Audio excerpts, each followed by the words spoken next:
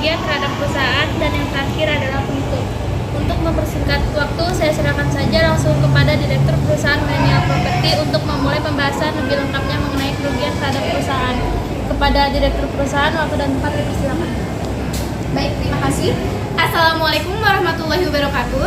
Waalaikumsalam warahmatullahi wabarakatuh. Selamat siang semua. Siang. Semoga siang ini selalu membawa kebahagiaan dan ketenangan bagi kita semua.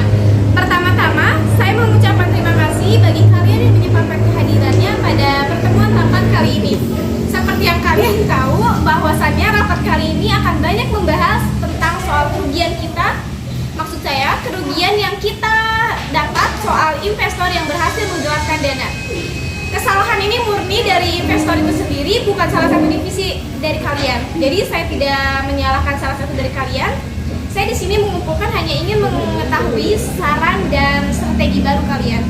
Selanjutnya, sejauh ini saya sudah menerbitkan, maksud saya sudah menugaskan Tasya di bagian pemasaran untuk menjadi saksi kepolisian dan mengungkap kebenaran yang ada supaya ada timbal balik bagi perusahaan kita sendiri.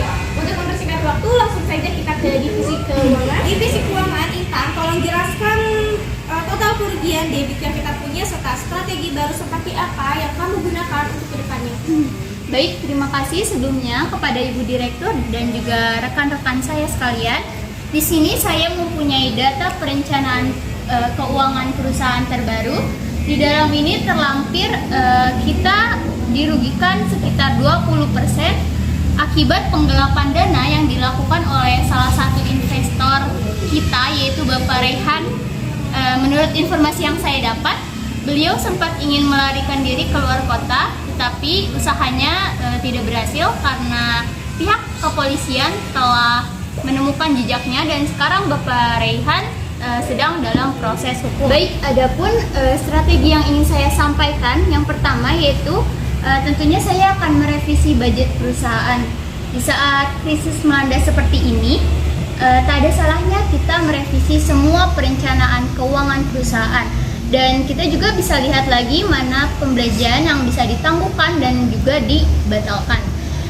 Pantau juga divisi atau cabang yang mampu mendatangkan profit atau yang tidak. Nah, yang kedua, saya akan mengontrol kelancaran kas seperti mencadangkan uang kas di bank. Jadi uang kas ini tidak sepenuhnya dialokasikan untuk modal.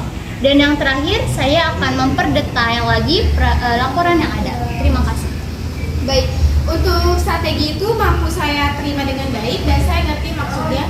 Tapi saya ada masukan nih atau sekedar pertanyaan. Untuk penggandaan uang kas, apakah kamu yakin itu tidak akan terjadi hal seperti ini lagi? Ya, saya yakin karena saya bisa mencadangkan uang kas ini di rekening. Jadi tidak hanya satu inian gitu, ada dua gitu cadangannya. Selanjutnya kita langsung ke divisi keuangan. Maksud saya divisi operasional. Lanjut saja. Selamat siang. Saya mengucapkan terima kasih kepada Ibu Direktur yang terhormat serta rekan-rekan dari semua divisi yang memberikan saya kesempatan untuk berbicara. Strategi operasional yang akan saya lakukan bersama dengan rekan divisi saya yaitu satu, lokasi. Kedepannya kami akan mencari lokasi yang benar-benar strategis untuk kenyamanan, kesejahteraan, dan keselamatan klien. Kami akan mencari lokasi yang aksesnya mudah dijangkau, dilengkapi dengan fasilitas publik, keamanan lokasi yang sangat baik, lokasi rumah dekat pusat bisnis, ketersediaan listrik dan air, dan bebas dari bencana alam. Kedua, ukuran. Pihak pengembang telah menyesuaikan desain sebagaimana kebutuhan para milenial, termasuk dalam hal ukuran rumah untuk wilayah perkotaan. Umumnya ukuran rumah milenial di perkotaan sekitar 35-45 meter persegi. Dengan luas tanah tersebut, desain yang dibuat lebih condong kepada model vertikal dalam bentuk klaster untuk kelas menengah. Selanjutnya akan dilanjutkan oleh rekan satu divisi saya. Baik, terima kasih kepada Ibu Direktur dan rekan-rekan telah mempercayai saya sebagai divisi operasional. Jenis fasilitas, pertama, kami akan membuat rumah tahan gempa dengan konsep growing. Growing house atau rumah tumbuh adalah membangun rumah secara bertahap yang disesuaikan dengan prioritas kebutuhan. Yang esensial, jumlah terdapat fasilitas kolam renang, tempat olahraga, ruang gym, supermarket, dan tempat bermain anak.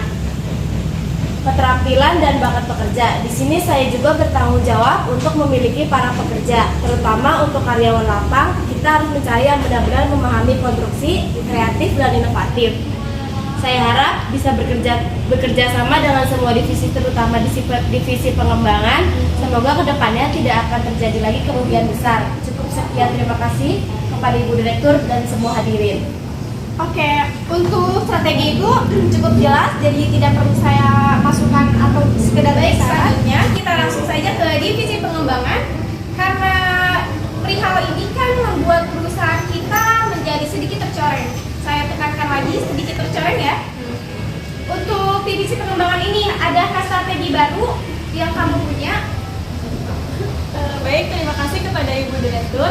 Mungkin di dalam strategi divisi pengembangan ini, strategi yang baru, saya akan lebih membuat desain yang menarik di setiap satu unit rumah dan dengan menawarkan harga yang cukup murah dengan memberikan diskon pada setiap rumah. Dan dalam segi pemasaran dalam setiap rumah mungkin dapat dipromosikan dalam via Instagram atau Twitter atau lain-lainnya. Setiap rumah kita beri diskon sesuai dengan fasilitas yang dimiliki dari setiap rumah. Untuk kamu, saya ada beberapa saran. Ini kan karena masalah ini membuat perusahaan kita sedikit tercoreng. Nah, bagaimana kamu menanggapi masalah ini? Ya, saya yakin mampu dengan strategi baru yang saya miliki. Saya yakin saya dapat menarik pembeli dengan agar penjualan kita dapat meningkat. Terima kasih. Kamu yakin itu berhasil? Saya yakin. Bagus. Selanjutnya ke divisi sumber daya. Untuk kamu, saya mempunyai beberapa saran karena masalah ini kan berketerkaitan antara profesi yang kamu miliki atau tempati sekarang. Saya harap kedepannya kamu lebih berhati-hati atau waspada untuk memilih calon investor. Oke? Silakan jelaskan strategi apa yang kamu punya. Baik, divisi sumber daya manusia berperan sama pentingnya dalam menguntungkan perusahaan. Setiap perusahaan juga selalu melakukan yang terbaik untuk mendapatkan keuntungan sebanyak mungkin. Oleh karena itu, divisi sumber daya manusia dalam menanggapi kasus ini yaitu dengan strategi yang terbagi menjadi dua. Yang pertama, melakukan pemilihan investor terbaik di masa yang akan datang agar bisa mentiadakan penggelapan dana oleh investor. Yang kedua, memperkuat perjanjian dengan investor. Upaya ini dilakukan agar bisa mempercayai investor yang akan datang agar terhindari penggelapan dana yang akan merugikan perusahaan. Saya yakin strategi ini bisa menguntungkan perusahaan. Bagaimana caranya kamu meyakinkan bahwa investor ini baik? Caranya yaitu dengan memahami resiko produk investasi. Langkah selanjutnya yaitu memahami resiko dan keuntungan investasi. Beberapa investasi menawarkan keuntungan tinggi yang berbanding lurus dengan resiko tinggi. Oke. Saya dapat terima jawaban kamu. Kamu yakin? Saya yakin. Oke, selanjutnya kita bagian terakhir yaitu divisi pemasaran. Silakan divisi pemasaran. Strategi baru apa yang kamu punya? Baik, terima kasih kepada Ibu Direktur dan semua teman-teman yang ada di sini. Strategi yang saya punya ialah dengan menekankan biaya merupakan hal yang harus dilakukan. Karena kita juga dapat menerapkan strategi pemasaran dengan biaya rendah, bahkan jika mungkin gratis tanpa biaya. Di era digitalisasi seperti sekarang, metode pemasaran dengan biaya rendah atau gratis akan mudah dijalankan. Sehingga saya harus memanfaatkan semua sosial media. Selain itu, ada pula strategi pemasaran lain dengan biaya rendah seperti frequent program, public relations, upselling, dan pemasaran lokal dapat menjadi referensi. Baik, terima kasih. Oke, cukup lengkap, tidak ada yang perlu saya tambahkan.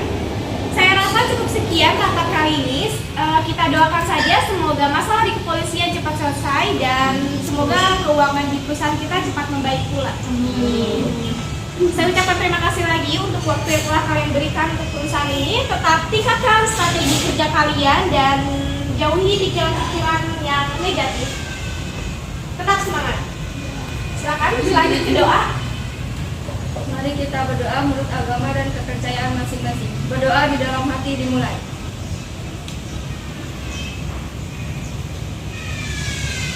Berdoa selesai. Oke, terima kasih semua. Terima kasih kembali.